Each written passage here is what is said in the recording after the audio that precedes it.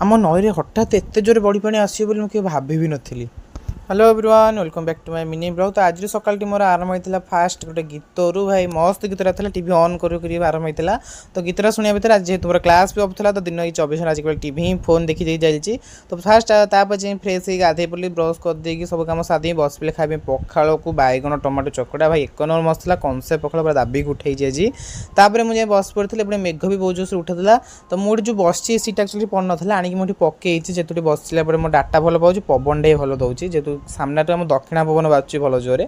तो तापर दिन जो किसी क्लिप नहीं जाकि शोई पड़ती वर्षा पकाला वर्षा तो भाई दिन की 24 घंटा आमर होती आपड़ होने आप कमेंट जनइबे। तो तापर जे शुणिली आम आमर नईरे बड़ी पानी आसी तो बड़ी पानी आसी मैंने मो तो मन खाली थया पानी देखापी सागे सागे बाहरी पड़ी बोठू गाड़टा चाबी मागे नहीं कि सागे सागे पड़ेली गला देखा देखिपे केते जोर गहल केते लोक होती देखापी गाड़ी देखिपुर चिंता टिक हम जो समय चाष कर बहुत कष्ट करी तो यहाँ कौन करे तो प्राकृतिक उपर निर्भर करे प्रकृति तो केत कौन कर ठीक नहीं।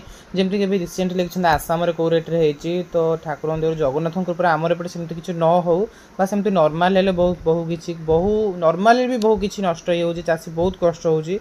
तो देखा जाऊ एथर सरकार कौन हेल्प कर चाषी पाइंका।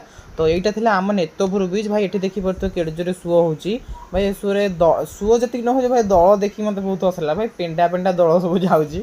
तो तापर आसी घर को आसा देखला बेले झुआ आम कांदुला एक्चुअली से जरार अच्छी गुपचुपिका आसी गुपचुपिका आस झील पिला तो रही पारे जानते। तो से कांदुची गुपचुप खाया।